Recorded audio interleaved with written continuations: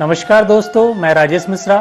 तो दोस्तों, जैसा कि आप जानते हैं कि मैं हर एक नए वीडियो में एक नई पत्रिका पे बात करता हूं, उनकी समस्याओं पे बात करता हूं और उस समस्याओं के समाधान पे बात करता हूं। तो आज जिस पत्रिका पे मैं बात करने चल रहा हूं, इस पत्रिका में जो इनका सवाल है वो इनके एजुकेशन से रिलेटेड है, इनके कैरियर से रिलेटेड है और इनके इनकम से रिलेटेड है। तो सबसे पहले हम जान लेते हैं कि पत्रिका जो बनी है वो किस डेट की पत्रिका है। तो जिस डेट की जो पत्रिका बनी है ये 12 दिसंबर 1990 की पत्रिका है। जो समय है वो शाम के 7:17 का जन्म। तो जो पत्रिका बनी है ये मिथुन लग्न की पत्रिका बनी है और तुला राशि बनती है। सबसे पहले कभी भी अगर आप पत्रिका दिखाएं या देखें, सबसे पहले देखें कि आपके लग्न का स्वामी कौन है, क्योंकि इस चीज को दोस्तों समझना होगा आपको कि अगर आपके लग्न का स्वामी जो भी ग्रह है वो उसी के हिसाब से आपके जीवन पे उसका असर दिखेगा, आपकी मानसिकता पे उसका असर दिखेगा और आपकी कार्य क्षमता भी वैसी ही बनेगी। तो जैसे कि इस पत्रिका में ये मिथुन लग्न की पत्रिका है, इसका स्वामी स्वयं बुध होता है और बुध को बुद्धि का भी कारक ग्रह माना जाता है और बुध को स्किन का भी कारक ग्रह माना जाता है। और ये इनकी पत्रिका में इनके जो फर्स्ट हाउस का जो मालिक है वो सप्तम भाव में बैठा हुआ है शुक्र और शनि के साथ। ऐसी परिस्थिति में जब लग्नेश सप्तम भाव में हो और वो भी शुक्र और शनि के साथ हो, तो ऐसी परिस्थिति में वो भी सप्तम स्थान का हो, ऐसी परिस्थिति में अच्छा प्रभाव नहीं देगा। दूसरी चीज, सप्तम स्थान ही, ये जरूरी नहीं कि सप्तम स्थान में बुध बैठा है इसलिए ये बुरा प्रभाव दे रहा है, नहीं। सबसे पहले आप देखें कि उस ग्रह की स्थिति आपकी पत्रिका में क्या है। ये आपको जानना बहुत और अति आवश्यक भी है कि अगर आप उसकी स्थिति को नहीं समझते हैं, उसकी परिस्थिति को नहीं समझते हैं, तब तक आप ये आकलन नहीं लगा सकते कि उसका प्रभाव आपके जीवन पे क्या होगा। जैसे कि अगर आपका कोई मित्र है तो हमेशा आपके साथ सदाचार की भावना रखेगा, हमेशा आपके लिए पॉजिटिव सोचेगा और पॉजिटिव करेगा। लेकिन अगर कोई आपका दुश्मन है तो क्या वो आपके साथ अच्छा करेगा?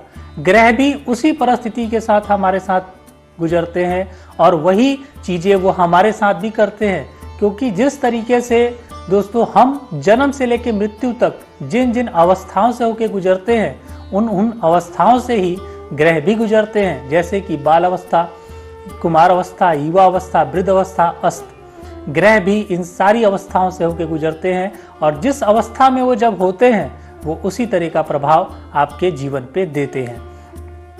तो सबसे पहले आपने सुना होगा, कई बार पत्रिका दिखाई होगी या सुना होगा किसी से कि आपका बुध बहुत अच्छा या आपका कोई भी ग्रह बहुत अच्छी स्थिति में है।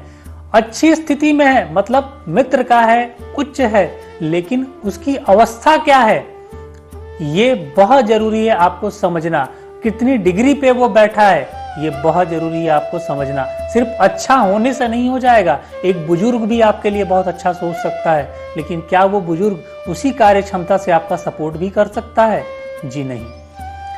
वैसे ही आप सोच रहे होंगे फिर बुजुर्ग और ग्रहों की बात यहाँ कहां से आ गई? बिल्कुल आती है, क्योंकि अगर ग्रह भी वृद्धावस्था के हैं आपकी पत्रिका में तो वो आपको उस तरीके से कभी सपोर्ट नहीं कर पाते। तो अभी हम समझते हैं बुध। वैसे तो बुध इनकी पत्रिका में वैसे भी शत्रु भाव का है और शत्रु भाव का होने के बावजूद सम स्थिति का है, ना उच्च का है ना नीच का है। मतलब बहुत ज्यादा अगर अच्छा बुरा भी नहीं करेगा तो अच्छा भी नहीं करेगा। अब बात करते हैं इनके एजुकेशन से रिलेटेड जो इनका सवाल है। एजुकेशन की अगर मैं बात करूं तो पंचम भाव से हम इंसान के एजुकेशन के बारे में देखते हैं और एजुकेशन के जो घर का जो स्वामी है इनका वो है शुक्र। शुक्र क्या है? शुक्र को दैत्य गुरु शुक्राचार्य के साथ भी संबोधित किया जाता है। गुरु तो वो भी हैं लेकिन दैत्यों के। पंचम स्थान का स्वामी शुक्र स्वयं जाके सप्तम स्थान में बैठा हुआ है और साथ ही साथ शुक्र की जो स्थिति है इनकी पत्रिका में, क्योंकि शुक्र कभी भी धनु राशि में अच्छी स्थिति का नहीं होता, ऐसी परिस्थिति में करेगा क्या? ये ज्ञान तो देगा लेकिन ज्ञान का यूटिलाइजेशन जो सही डायरेक्शन में होना चाहिए वो नहीं होने देगा। नॉलेज से आपको परिपूर्ण रखेगा, क्योंकि समझे वैसे भी मिथुन लग्न के जातक हैं आप, लेकिन होने के बावजूद भी जब वो ग्रह खुद ही अच्छी स्थिति में नहीं है तो आप खुद ही चिंतन करें क्या वो अच्छा प्रभाव देगा आपके जीवन में। हम कहते हैं जी हमारा ग्रह तो बुध है, बुध तो अच्छा ग्रह है, लेकिन अच्छा ग्रह तो है, लेकिन क्या वो अच्छा प्रभाव दे रहा है, ये इंपॉर्टेंट है जानना आपके लिए।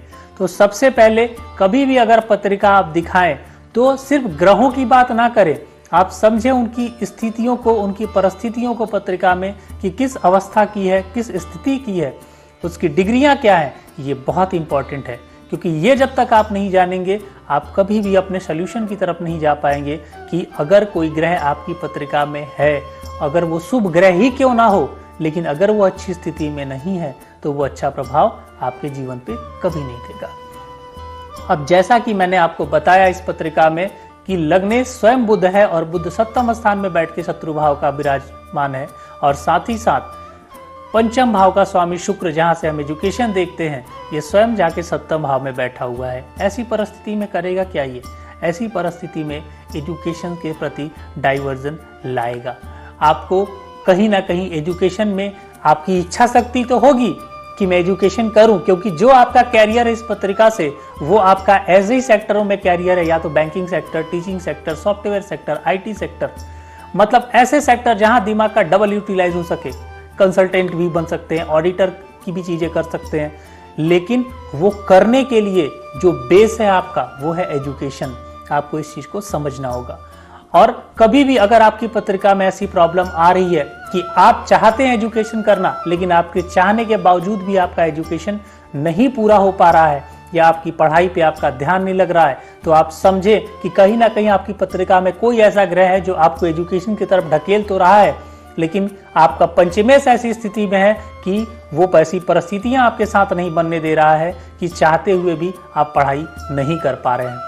अब जो इस स्तर की पत्रिका है, इस पत्रिका में मैं कहना चाहूंगा कि ऐसे जातक को अपनी पत्रिका से सबसे पहले अपने लग्नेश की शांति, क्योंकि समझे जो चीज आपके सर के ऊपर है, जो चीज आपका सर है पत्रिका में, अगर उसी चीज में प्रॉब्लम है, जब मानसिकता ही आपकी सही दिशा में काम नहीं करेगी तो आपके एजुकेशन के बारे में आप जो आपका फर्स्ट प्रायोरिटी है आपकी कैरियर को लेके, अगर वही परिपूर्ण नहीं हुई तो आप अपने कैरियर में कैसे सेट हो सकते हैं। तो ऐसे जातक को सबसे पहले अपनी पत्रिका में अपने शुक्र और बुध की शांति जरूर कराएं। साथ ही साथ जिस तरह की पत्रिका है कंफ्यूजन बड़ा बना रहेगा ऐसे जातक के अनुसार, क्योंकि सबसे पहले चीज समझे इनके जो दो केंद्रों का स्वामी है वो केंद्र में ही बैठा है। ऐसी परिस्थिति में वो ग्रह करता क्या है, वो ग्रह इंसान को कंफ्यूजन देता है। साथ साथ मैं आपको ये भी चीज बता दूं कि ये परिस्थिति दो ही ग्रह बनाते हैं, बुध और गुरु।